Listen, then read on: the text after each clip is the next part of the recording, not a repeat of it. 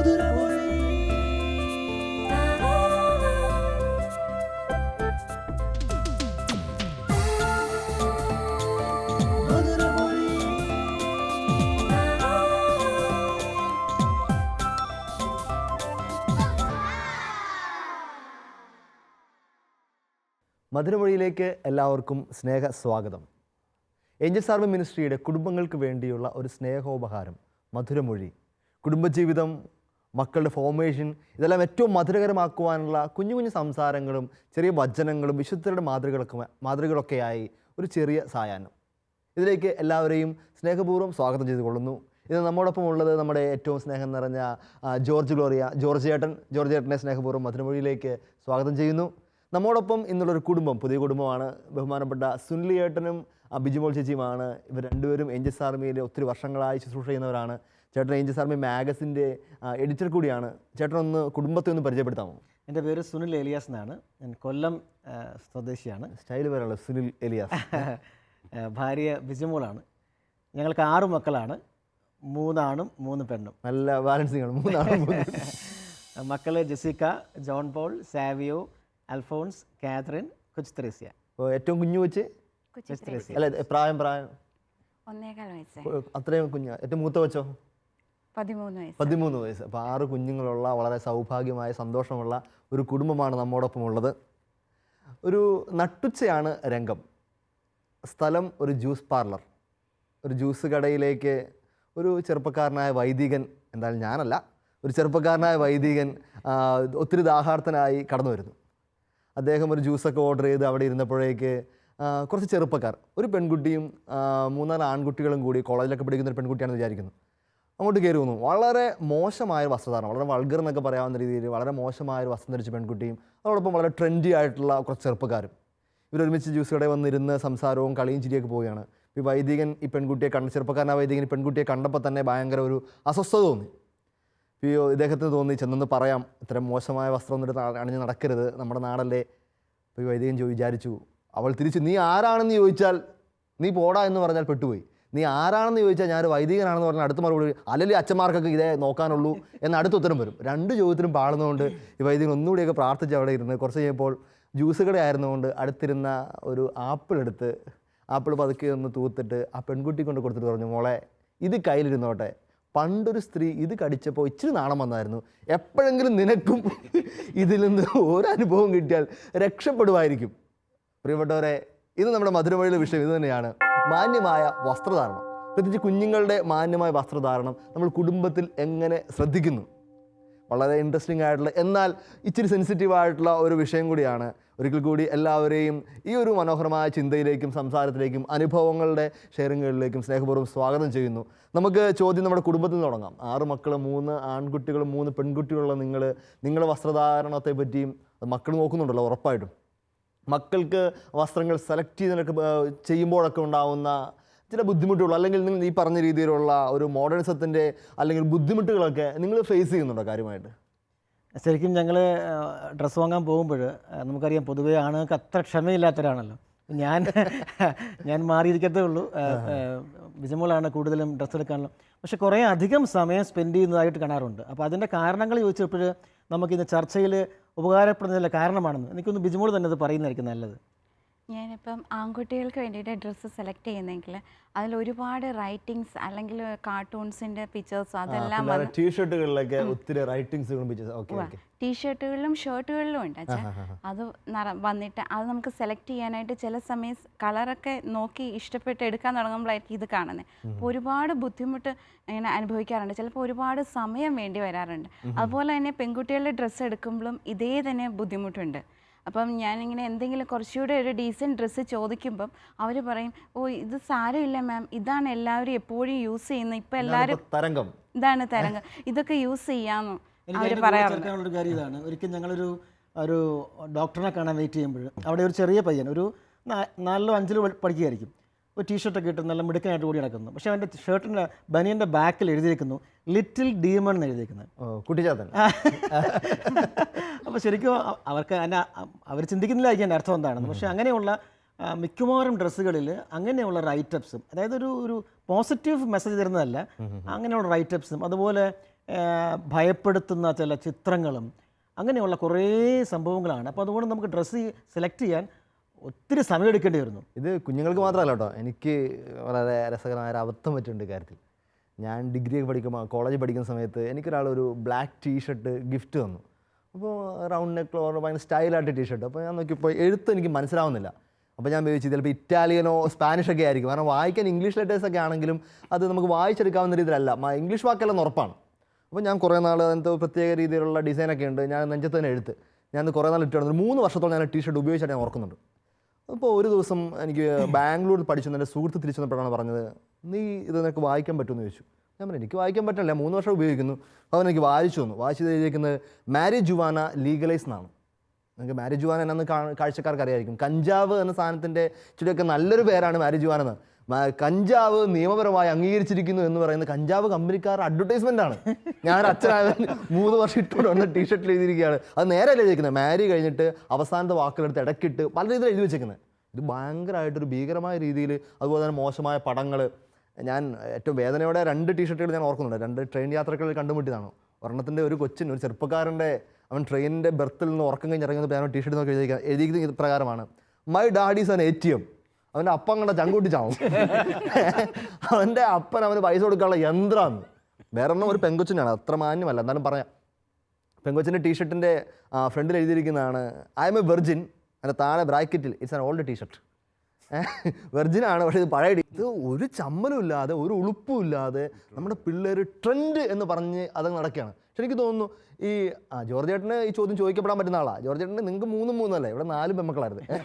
അപ്പോഴത്തേക്ക് ജോർജ് ചേട്ടൻ ഈ പെമ്മക്കൾക്കും വീട് മൊത്തം ഒരു ലേഡീസ് ഹോസ്റ്റൽ പോലാണല്ലോ, 4-5 പേര്. ജോർജ് ചേട്ടൻ അതിൻ്റെ ഹോസ്റ്റൽ വാർഡൻ എന്ന് പറയാം. 6 അമ്മക്കുട്ടി 6 പേര്, അപ്പോൾ ഹോസ്റ്റൽ വാർഡൻ എന്ന് പറയാം. അപ്പോഴത്തേക്ക് എങ്ങനെയാണ് ഈ ഒരു സ്ത്രീകൾക്ക് വേണ്ട ഡ്രസ്സിങ്, അതുപോലത്തെ സ്ത്രീകൾ മാത്രമല്ല കേട്ടോ, പുരുഷന്മാരുടെ ജനറലി നമ്മൾ വസ്ത്രം ധരിക്കുന്നത് എന്തിനാണ്? അതാണ് എൻ്റെ ആദ്യത്തെ ചോദ്യം. വസ്ത്രം നല്ല ചോദ്യമാണ്. എന്തിനു വസ്ത്രം തണുക്കാതിരിക്കാൻ, കൊതുക് കടിക്കാതിരിക്കാൻ ഒക്കെ നമ്മൾ വസ്ത്രം ധരിക്കുക. ഇതൊന്നും അല്ലാതെ, തണുക്കാതിരിക്കാനും കൊതുക് കടിക്കാതിരിക്കാനും വെയിൽ കൊള്ളാതിരിക്കാനും ഒന്നും അല്ലാതെ നമ്മൾ വസ്ത്രം ധരിക്കുന്നുണ്ടെങ്കിൽ എന്നെ സംബന്ധിച്ചോളം ഞാൻ പറയുന്നു, ഞാൻ മാത്രമേ ഉള്ളെങ്കിൽ വസ്ത്രം ധരിക്കാതിരിക്കുക എനിക്കിഷ്ടം. നമ്മൾ സാധാരണ ആണുങ്ങളൊക്കെ വീട്ടിൽ ചെന്നാൽ പെട്ടെന്നൊരു മുണ്ട് ലുങ്കിയൊക്കെ പെട്ടെന്നൊരു ലുങ്കി എടുത്ത് ബാക്കിയെല്ലാം വീട്ടിലങ്ങോട്ട് എടുത്ത്, അതാണ് സ്വാതന്ത്ര്യം, അതാണ് സന്തോഷം. പിന്നെ എന്തിനാ ഈ ഷർട്ടും ഒക്കെ ഇട്ട് ഇങ്ങനെ നടക്കുന്നതെന്ന് ചോദിച്ചാൽ, ഒന്നാമത്തെ കാര്യം ഈ വസ്ത്രം ധരിക്കുന്നത് എനിക്ക് വേണ്ടിയല്ല. വസ്ത്രം ധരിക്കാതിരിക്കുന്നത് എനിക്ക് സന്തോഷം, പക്ഷേ ഞാൻ ഒറ്റയ്ക്കേ ഉള്ളെങ്കിൽ അത് സാധ്യമാകുള്ളൂ. മറ്റൊരാൾ കൂടി രംഗത്ത് വരുമ്പോൾ, സമൂഹത്തിലാണ് ഞാനെങ്കിൽ ഒരാളെങ്കിലും ഉണ്ടെങ്കിൽ വസ്ത്രം നിർബന്ധമാകുക. കാരണം അപ്പം ഞാൻ പറഞ്ഞു വരുന്നത്രേ ഉള്ളൂ, മറ്റൊരാളിന് വേണ്ടിയാണ് ഞാൻ വസ്ത്രം ധരിക്കുന്നത്. ഇത് ഞാനൊന്ന് ഓർത്താൽ തന്നെ, ആണാണെങ്കിലും പെണ്ണാണെങ്കിലും വസ്ത്രധാരണത്തിൻ്റെ ആദ്യത്തെ കാര്യം മറ്റേ ഒരാളിന് ഒബ്ജക്ഷനബിൾ ആകുന്ന, അയാൾക്ക് എതിര് തോന്നുന്ന, അയാൾക്ക് ബുദ്ധിമുട്ട് തോന്നുന്ന തന്നെയാണ് ഈശോ തിരുവചനത്തിൽ പറഞ്ഞു വെച്ചേക്കുന്നത്. അവരന് ഉതപ്പുണ്ടാവാത്ത രീതിയിൽ നീ ജീവിക്കണം, പെരുമാറണമെന്നൊക്കെ തിരുവചനത്തിൽ മാന്യമായ രീതിയിൽ പറഞ്ഞു വെച്ചിട്ടുണ്ട്. പറഞ്ഞു വെച്ചിട്ട് കട്ടി വന്നു നിനക്ക് അവരന് ഉതപ്പ് കൊടുക്കുന്നെങ്കിൽ നിനക്ക് ദുരിതം. ആത്മഹത്യ ചെയ്തോളാം വേറൊരിടത്തും പറയുന്നില്ല, ഇവിടെ മാത്രമേ പറയുന്നുള്ളൂ. അതിൽ ഭേദം നീ കഴുതയുടെ തിരികളിൽ കഴുത്തിൽ കിട്ടി പോയി കടലിൽ ചാടുകയാണെന്ന്. ഇച്ചിരി കട്ടിയാണ്, ഞാനത് പറയണ്ടെന്ന് വിചാരിച്ചുകൊണ്ടിരിക്കുകയായിരുന്നു, അത്രയും കട്ടിയുള്ളൊരു സംഭവം. അപ്പം മറ്റുള്ളവർക്ക് വേണ്ടിയാണ് നമ്മൾ വസ്ത്രം ധരിക്കുന്നതെന്നൊന്ന് മനസ്സിലാക്കിയാൽ എനിക്ക് തോന്നുന്നു ഒരു നല്ല അളവോളം അതിൻ്റെ മാന്യത എന്നതാണെന്നും അതിലെവിടെയാണെന്നും ഒക്കെ നമുക്ക് നിശ്ചയിക്കാൻ സാധിക്കുമെന്ന് എനിക്ക് തോന്നുന്നത്. അവിടെ എനിക്ക് തോന്നുന്നത് ഇതാണ്, നമ്മൾ പലപ്പോഴും എന്താണെന്ന് വെച്ചാൽ, ഞാൻ ശ്രദ്ധിച്ചിട്ടുള്ളൊരു കാര്യം, പലപ്പോഴും ഈ വസ്ത്രധാരണയിൽ അതിര് ലംഘിക്കുന്നവർ കോൺഫിഡൻസ് ഇല്ലാത്തവരാണ്. ഞാൻ കണ്ടാൽ കൊള്ളാവുന്നയാളാണ്, ഞാൻ നല്ല പേഴ്സണാലിറ്റി ഉള്ളതാണ്, എനിക്ക് എൻ്റെ കുറവുകൾ മറയ്ക്കാനുള്ള, അല്ലെങ്കിൽ എനിക്ക് നോട്ടം കിട്ടാനുള്ള, അല്ലെങ്കിൽ നോട്ടിഫൈ ചെയ്യാനുള്ള ഒരു തന്ത്രമായിട്ടും ഞാൻ കുറച്ചുകൂടെ ഒരു തരം താഴ്ന്ന ഭാഷ ഞാൻ പറഞ്ഞാൽ, എൻ്റെ മുഖത്തോട്ട് നോക്കണ്ട എന്ന് പറയലാണ്. എൻ്റെ മുഖത്തോട്ട് നോക്കിയാൽ ഞാൻ അത്ര പോരാ. എൻ്റെ കണ്ണുകളിലേക്ക് നോക്കിയാൽ എനിക്ക് കോൺഫിഡൻസ് ഇല്ല. എൻ്റെ കണ്ണുകളിലേക്ക് നോക്കിയാൽ എന്താ ഇൻ്റലിജൻസിൻ്റെ തിളക്കമില്ല. ഇതൊന്നും ഇല്ല എന്നുള്ളതല്ല പ്രശ്നം, ഇല്ല എന്നാണ് ഞാൻ കരുതുന്നത്. അതാണ് പ്രശ്നം, അല്ലാതെ ആളുകൾക്ക് ഇല്ലാതെയാകുന്നതല്ല.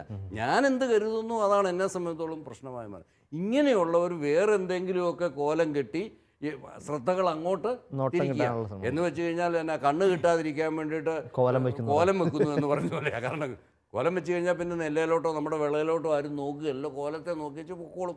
ഇതാണ് ഒരു സങ്കല്പം. ആദ്യം ട്രെൻഡ് സെറ്റ് ചെയ്ത് കൊടുക്കുന്നത് മാതാപിതാക്കളാണ്. അവിടെ കെയർഫുൾ ആയി കഴിഞ്ഞാൽ ബാക്കി എത്രയൊക്കെ വന്നു കഴിഞ്ഞാൽ അത് നമുക്ക് പറ്റിയതല്ല. പക്ഷെ ചില മാതാപിതാക്കൾ തന്നെ ഇതിൽ അഭിമാനിക്കുന്നവരുണ്ടല്ലോ കുഞ്ഞുങ്ങൾ, അത് നമുക്ക് മനസ്സിലാവത്തത്. അവരൊരു ആഡംബര വസ്തു പോലെ. നടക്കുക കുഞ്ഞുങ്ങളെ. ഒരിക്കലും ഒരു സൺഡേ സ്കൂള് ടീച്ചർ പറഞ്ഞ ഒരു ഉദാഹരണം എൻ്റെ മനസ്സിൽ വേദനിപ്പിച്ച. ടീച്ചർ സൺഡേ സ്കൂളിൽ കൃത്യമായിട്ട് ആ സൺഡേ സ്കൂൾ പർട്ടിക്കുലർ അങ്ങനെയൊക്കെയാണ് സൺഡേ സ്കൂൾ യൂണിഫോം പോലും പല രൂപതകളിലും ഉണ്ട്. കാരണം ഞായറാഴ്ചയൊക്കെ വളരെ മോശമായിട്ടൊക്കെ വസ്ത്രമൊക്കെ ധരിച്ച് വരുന്നതുകൊണ്ട് സൺഡേ സ്കൂൾ യൂണിഫോം ഇട്ടിട്ടുണ്ട്. ഒരു പെൺകുട്ടി ഒരു സൺഡേ സ്കൂൾ യൂണിഫോം ഇടാതെ വളരെ മോശമായ, നമുക്ക് മോശമെന്ന് പറയാവുന്ന രീതിയിൽ തന്നെയുള്ള വസ്ത്രം ധരിച്ചു വന്നു. അപ്പോൾ സൺഡേ സ്കൂൾ ടീച്ചർ പറഞ്ഞു, മോളെ നീ ഇങ്ങനെ സാധാരണ വരുന്നതല്ലല്ലോ, എന്ത് പറ്റി? അപ്പോൾ അവൾ പറഞ്ഞു, ഞാനും അമ്മയോട് പറഞ്ഞു ഈ വസ്ത്രം എനിക്ക് വേണ്ടാന്ന്. അപ്പോൾ അമ്മ നിർബന്ധിച്ച് എന്നെ കൊണ്ട് ഇടിച്ചതാണ്. അത് കാരണം വെച്ചപ്പോൾ ഇത് കഴിഞ്ഞിട്ട് ഇവർക്കൊരു ഫംഗ്ഷന് പോകാനുണ്ട്. ആ ഫംഗ്ഷന് പോകാൻ വേണ്ടി പള്ളിയിൽ പോയപ്പോൾ തന്നെ, അപ്പോൾ അതിന് വേറെ കാര്യമുണ്ട്, പള്ളി വരുമ്പോൾ നല്ല ഇടണം, ഫംഗ്ഷന് പോകുമ്പോൾ മോശം ഇടാവുന്നൊരു, അല്ലെ മോശം എവിടെയെങ്കിലൊക്കെ ഇടാവുന്ന ഒരു മോശമായ ധാരണ പിള്ളേർ ജനിപ്പിക്കുകയാണ്. മാതാപിതാക്കളാണ് ഇതിന് പ്രധാനപ്പെട്ട കാരണമെന്ന് ഞാൻ വിചാരിക്കുന്നത്. എന്നാലും ദേവാലയങ്ങളിലേക്ക് ദേവാലയമായിട്ട് ബന്ധപ്പെട്ടാണല്ലോ ഇപ്പോൾ നമ്മൾ ഏറ്റവും കൂടുതൽ ഒരു സങ്കടം അനുഭവിക്കുന്നത്. ശരിക്കും പറഞ്ഞാൽ അടുത്തിടെ കുറച്ച് നാളുകൾക്ക് മുമ്പ് ഞങ്ങളുടെ അടുത്തുള്ളൊരു സ്ഥലത്ത് ഒരു കൊച്ചച്ഛൻ വേദനപൂർവ്വം അന്നൊരു കുർബാനയുടെ സമയത്ത് കൊച്ചച്ഛൻ വികാരിച്ചനില്ല, കൊച്ചച്ഛൻ ഫോൺ ചെയ്ത് വികാരിച്ചില്ല. കാരണം പള്ളിയിൽ മുഴുവൻ കാവിമുണ്ടെടുത്തവരും കറുപ്പ് ഷർട്ടുകാരും. ഞായറാഴ്ച ഒരു കല്യാണത്തിന് കൊച്ചച്ഛനാകെ പേടിയായി. കാര്യം അന്വേഷിച്ചെന്ന് പ്രേമം സ്റ്റൈൽ, പഴയ സിനിമയിലെ സ്റ്റൈൽ ഇറക്കാൻ വേണ്ടിയിട്ട് ഒരു കല്യാണത്തിന് അക്കമ്പനി ചെയ്ത് വന്നേക്കുന്നത്, അത് അവൻ്റെ കൂട്ടുകാരെ മുഴുവൻ. അപ്പോൾ കൊച്ചച്ഛനാകെ ടെൻഷൻ അടിച്ചു, എന്ത് ചെയ്യും? നമ്മുടെ പല പള്ളികളിലും പല രൂപതകളിലും അതുകൊണ്ട് ഇപ്പോൾ വസ്ത്രധാരണം, കല്യാണത്തിന് ഗൗൺ ഇടാൻ പോലും അങ്ങനെ ചില വസ്ത്രധാരണ രീതികൾ പറ്റില്ല എന്നൊക്കെ അവർ പറഞ്ഞിട്ടുണ്ട്. അതിനെപ്പറ്റി നിങ്ങൾ എന്ത് പറയുന്നു? ഈ ഒരു അനുകരണം, ആവശ്യമില്ലാത്ത അനുകരണവും അല്ലെങ്കിൽ മോശമായ ഇതുപോലത്തെ സ്റ്റൈലുകളൊക്കെ അങ്ങ് ഫോളോ ചെയ്ത് നമ്മുടെ പ്രാർത്ഥനാലയങ്ങളിൽ പോലും, വേറൊരു പ്രാർത്ഥനാലയത്തിൽ ഇല്ലെന്ന് ഓർക്കണം, അത് വിഷമത്തോടെ നമ്മൾ പറയണ്ട. ഏറ്റവും കൂടുതൽ അച്ചട്ടായിട്ട് നിയമങ്ങളും ഒരു സാധ്യതകളൊക്കെ ഉള്ള നമ്മുടെ ക്രൈസ്തവ ദേവാലയത്തിൽ തന്നെയാണ് ഏറ്റവും മോശമായ വസ്ത്രധാരണം വരുന്നത്. ഒരു അമ്പലത്തിൽ ആരും മോശമായ വസ്ത്രം ധരിച്ച് പോകാറില്ല. ഒരു കുട്ടിനിക്കറിട്ടോ അല്ലെങ്കിൽ എന്താ പറയുക എന്ത് ഗൗണിട്ടോ അങ്ങനെ ഒരു എത്ര മോഡേൺ ആ ഹിന്ദുവും അമ്പലത്തിൽ പോവില്ല. മോസ്കിൽ നമുക്ക് ചിന്തിക്കാനേ പറ്റത്തില്ല. പക്ഷേ ക്രിസ്തീയ ദേവാലയങ്ങളിൽ മാത്രമേ ഇതുപോലെ ഓപ്ഷൻ വരുന്നുള്ളൂ. നിങ്ങളുടെ കുടുംബ പശ്ചാത്തലത്തിൽ ചിന്തിക്കുമ്പോൾ, മാതാപിതാക്കളെന്ന് ചിന്തിക്കുമ്പോൾ നിങ്ങൾക്ക് അതെങ്ങനെ നോക്കാൻ കാണാൻ പറ്റുന്നു? സത്യം പറഞ്ഞാൽ നമുക്ക് വലിയ വേദനയാണ്.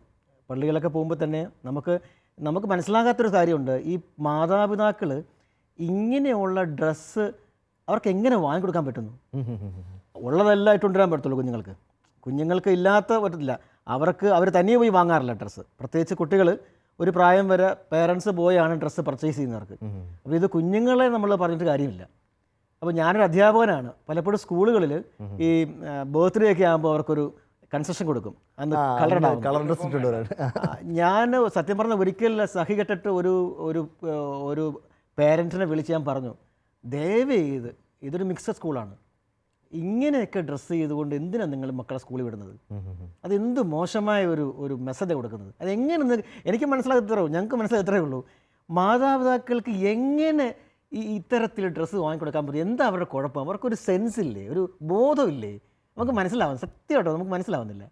അച്ഛാ, അത് പറഞ്ഞു വരുമ്പോഴത്തേനും ഒരു പ്രധാനപ്പെട്ട ഒരു കാര്യം എനിക്കുണ്ട്. ഇവിടെ മാതാപിതാക്കൾ എന്ത് ചെയ്യുന്നു, മാതാപിതാക്കൾ ഡ്രസ്സ് വാങ്ങിച്ചു കൊടുക്കുന്നു, അവിടെ മാത്രമൊന്നുമല്ല പ്രശ്നം ആരംഭിക്കുന്നത്. ഞാനിപ്പോൾ 4 കുട്ടികളുടെ അപ്പനാണ്, ഒരു കുഞ്ഞിൻ്റെ വല്യപ്പച്ചനുമാണ്. അപ്പോൾ എൻ്റെ മകൾക്കൊരു കുഞ്ഞുകൊണ്ട് ഉണ്ടെന്ന്. ഇവരുടെ ചെറുപ്പം മുതലേ ഇപ്പോഴും തന്നെ, ഇപ്പോൾ ഇളയ കുഞ്ഞു കൊച്ചിൻ്റെ കാര്യം പറഞ്ഞു കഴിഞ്ഞാൽ ഇപ്പോഴും അത് 2 വയസ്സ് താഴെയുള്ളതാണ്. ഈ കുഞ്ഞിന് നാണം എവിടുന്നാണ് കിട്ടുന്നത്? നാണം എന്നൊരു സങ്കല്പം എവിടുന്നാണ് കിട്ടുന്നത്? നമ്മളാണ് പറഞ്ഞെടുക്കുക, അയ്യേ ഉടുപ്പിട്ടിട്ടില്ലല്ലോ, കഷ്ടം, നാണം.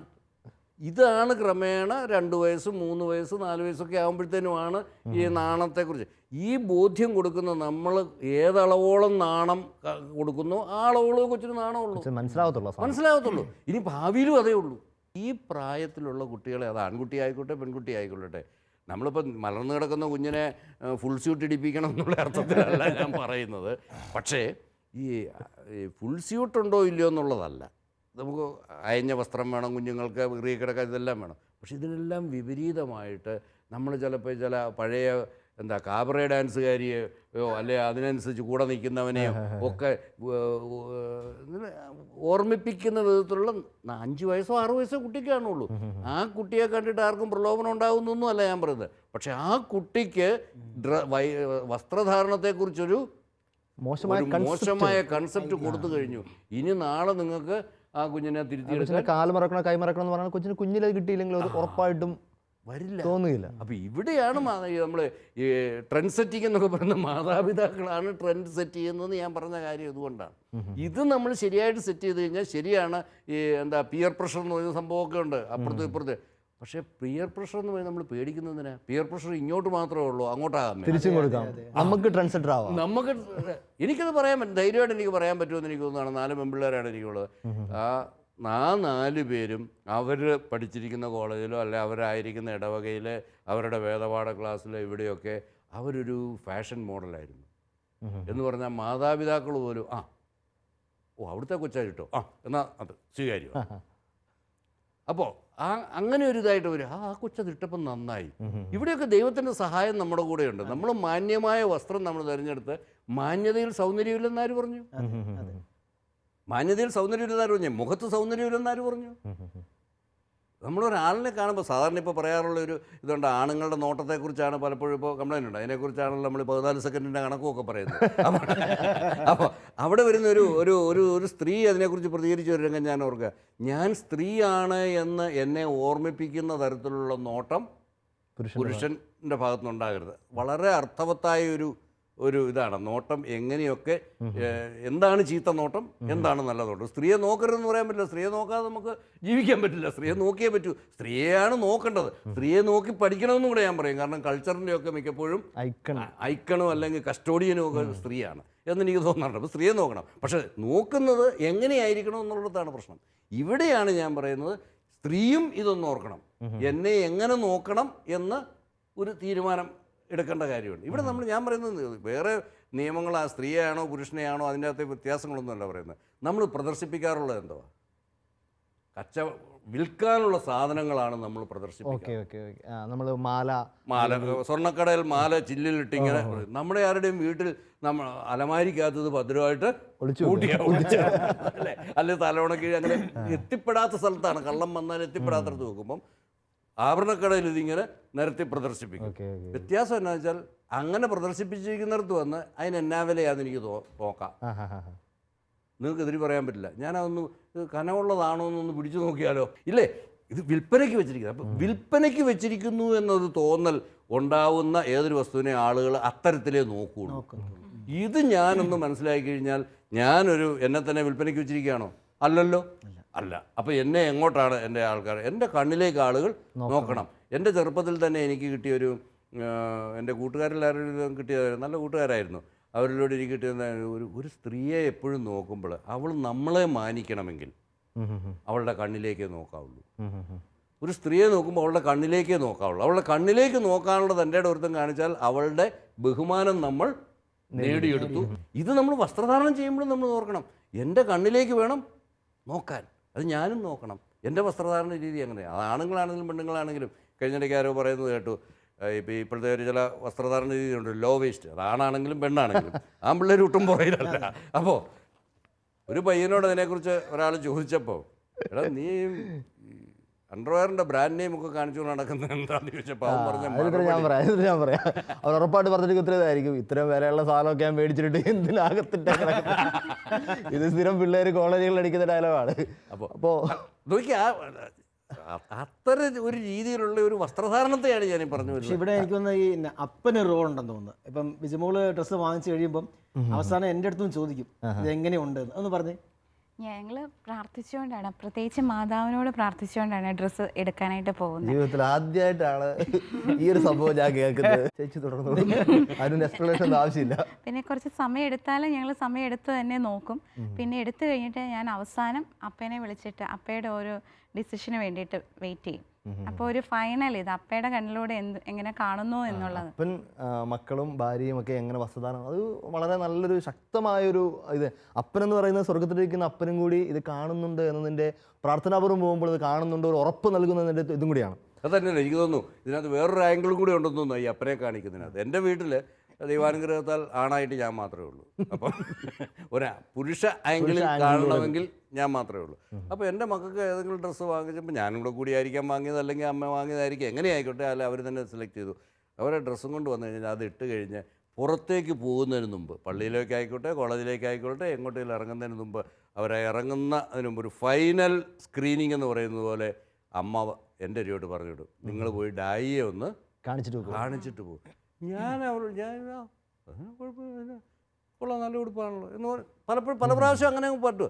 ഞാൻ പിന്നെ എൻ്റെ ഇവളുമാര് ഡ്രസ്സ് ഇട്ടത് പോലും എൻ്റെ ഒരു മുമ്പിൽ ഈ ഫാഷൻ പരേഡ് നടത്തേണ്ട കാര്യം തന്നെ, അവരവരുടെ വഴിക്ക് പോട്ടെ, എനിക്ക് വേറെ പണിയില്ലേ എന്നുള്ള രീതിയിൽ ഞാൻ ഇച്ചിരി എനിക്കതിൻ്റെ അർത്ഥം മനസ്സിലായിട്ടില്ല സത്യം പറഞ്ഞാൽ.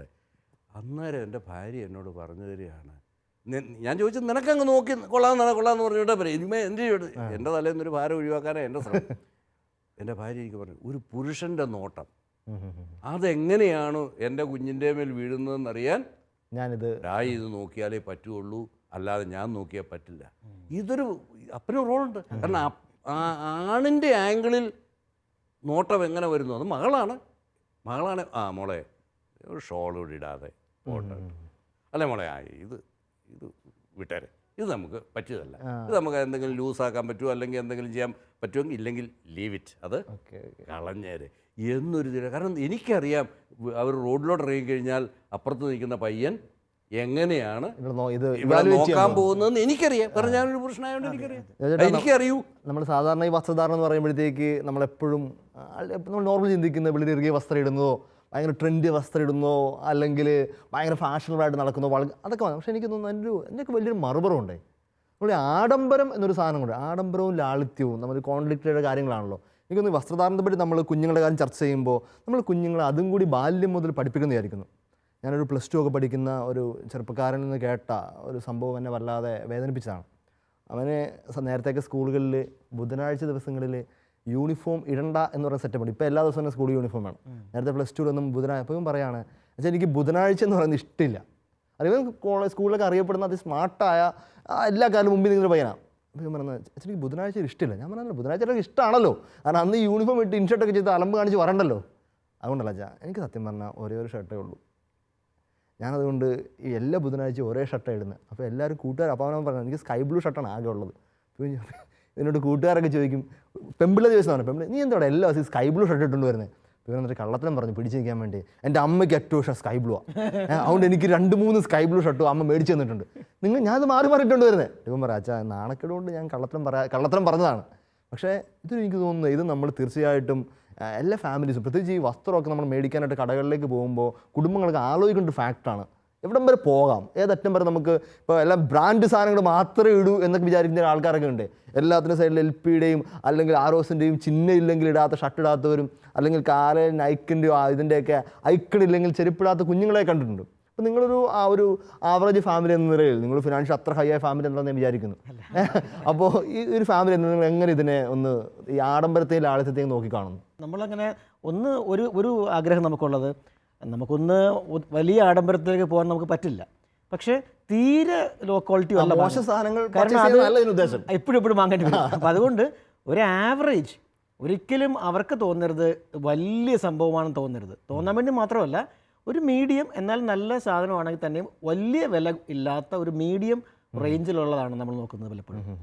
കാരണം അത് 2-3 കാര്യം മനസ്സിലുണ്ട്. ഒന്ന്, വലിയ വില കൂടിയതാണെങ്കിൽ മറ്റു കുഞ്ഞുങ്ങൾ, ഞാൻ അധ്യാപകനായതുകൊണ്ട് അറിയാം, ഒരുപാട് കുഞ്ഞുങ്ങൾ അവർക്ക് ഭയങ്കര സങ്കടമാവും.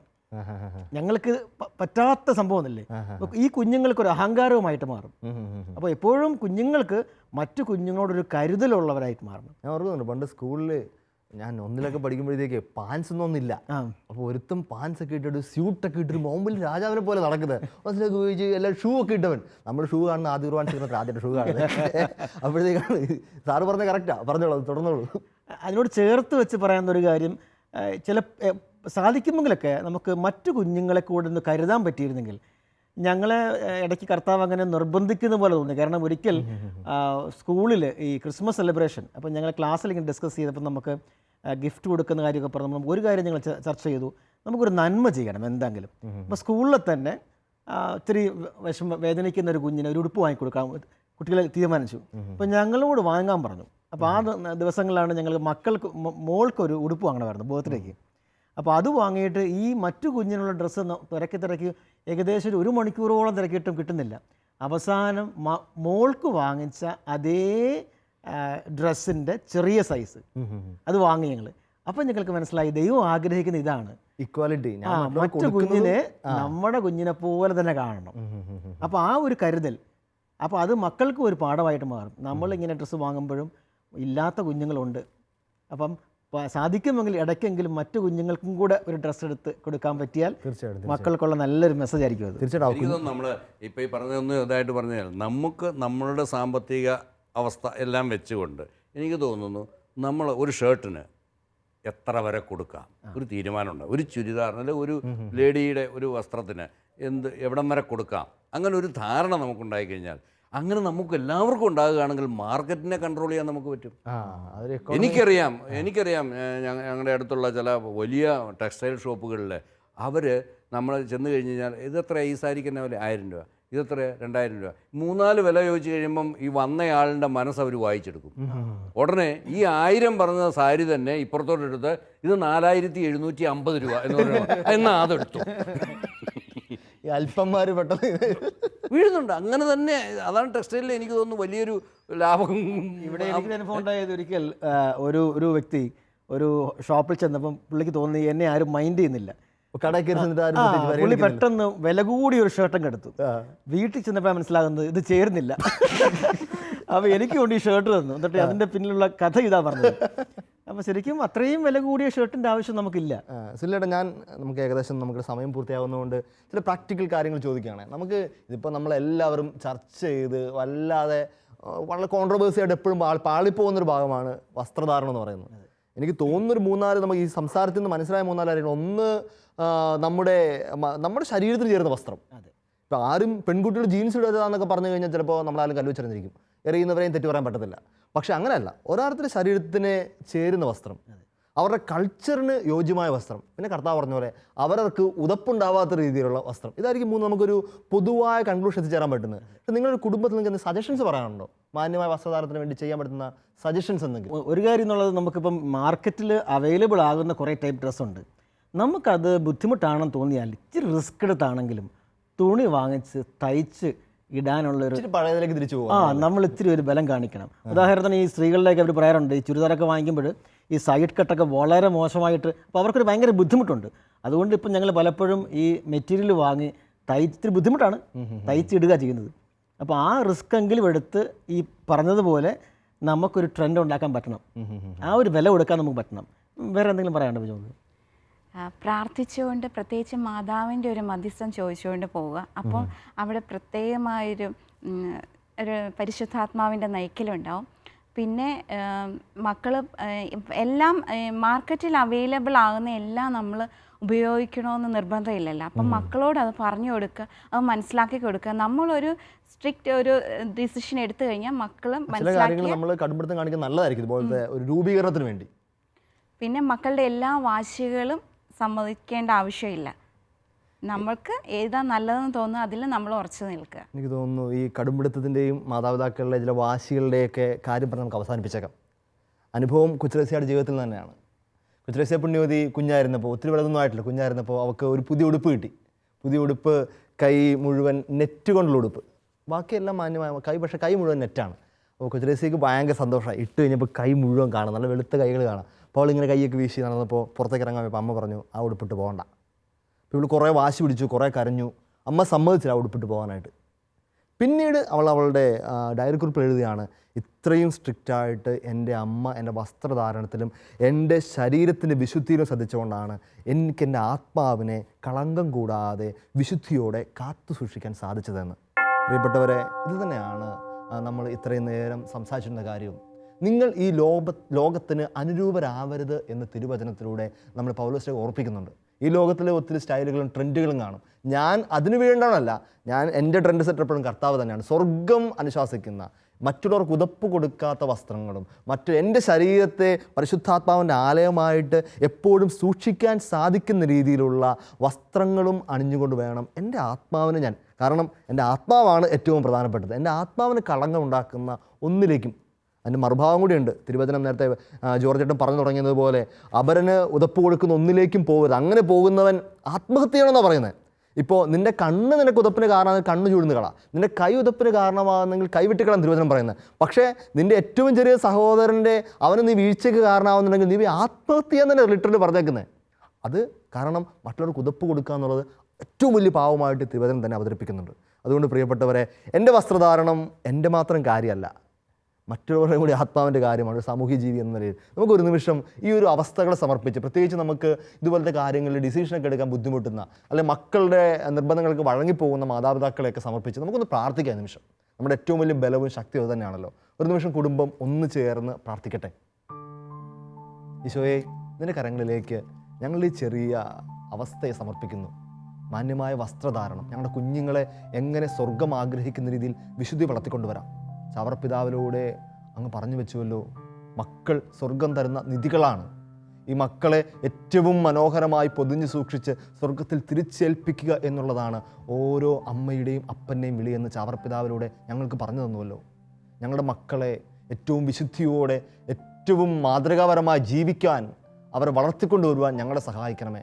ഏതെങ്കിലും മക്കളൊക്കെ മാതാപിതാക്കളൊക്കെ എത്ര ശ്രമിച്ചിട്ടും മാറാതെ ഇക്കാര്യങ്ങൾ പിടിവാശി കാണിക്കുന്നുണ്ടെങ്കിൽ, ശരീരത്തെ മറ്റുള്ളവർക്ക് മുമ്പിൽ പ്രദർശിപ്പിക്കാനോ അല്ലെങ്കിൽ മറ്റുള്ളവർക്ക് ഉതപ്പിനും പാപത്തിനും കാരണമാകാനൊക്കെ രീതിയിൽ നീങ്ങുന്ന മക്കളുണ്ടെങ്കിൽ, ലോകത്ത് അനുഭവപ്പെട്ടു പോകുന്നുണ്ടെങ്കിൽ, കർത്താവെ, നിന്റെ തിരുഹൃദയത്തിലേക്ക് ആ മക്കളെയൊക്കെ സമർപ്പിച്ച് ഞങ്ങൾ പ്രാർത്ഥിക്കുന്നു. നീ ജ്ഞാനത്തിലും പ്രായത്തിലും വിശുദ്ധിയിലും വിജ്ഞാനത്തിലും നിന്റെ മാതാപിതാക്കൾക്ക്, ഭൂമിയിലെ മാതാപിതാക്കൾക്ക് കീഴ്പ്പെട്ട് ജീവിച്ചു വന്നതുപോലെ ഞങ്ങളുടെ മക്കളെല്ലാം സ്വർഗത്തിന് കീഴ്പ്പെട്ട് വിശുദ്ധിക്ക് കീഴ്പ്പെട്ട് വളർന്നു വരുവാനുള്ള കൃപ കൊടുക്കണമെന്ന് പ്രാർത്ഥിക്കുന്നു. പരിശുദ്ധ അമ്മേ, മാതാവേ, വിശുദ്ധ ഔസേപ്പിതാവേ, നിങ്ങൾ രണ്ടുപേരും ഒന്നു ചേർന്നാണല്ലോ ഉണ്ണിയുടെ ബാല്യത്തെ, ഈശോയുടെ ബാല്യത്തെ, കൗമാരത്തെ ഏറ്റവും മനോഹരമായിട്ട് നയിച്ചത്. ഞങ്ങളുടെ മക്കളെ നിങ്ങളുടെ കയ്യിൽ നിന്ന് പ്രാർത്ഥിക്കുന്നു. ഞങ്ങളുടെ മക്കൾ ഏറ്റവും വിശുദ്ധിയിൽ വളർന്നു വരാൻ, ഏറ്റവും മാന്യമായ രീതിയിലും മറ്റുള്ളവർക്ക് മാതൃക കൊടുക്കുന്ന രീതിയിലും അവരുടെ സംസാരവും പ്രവൃത്തിയും വസ്ത്രവും ഒക്കെ രൂപപ്പെടുത്താനായിട്ട് സഹായിക്കണമേ. നമുക്കൊന്നു ചേർന്ന് തല കുമ്പിട്ട് ആശീർവാദം സ്വീകരിക്കാം. നമ്മുടെ കർത്താവ് ഈശോ മിശിഹായുടെ കൃപയും പിതാവായ ദൈവത്തിൻ്റെ സ്നേഹവും പരിശുദ്ധാത്മാവിൻ്റെ സഹവാസം ഉണ്ടായിരിക്കട്ടെ, ഇപ്പോഴും എപ്പോഴും എന്നേക്കും. ആമേൻ. ഈശോ മിശിഹായ്ക്ക് സ്തുതിയായിരിക്കട്ടെ. എപ്പോഴും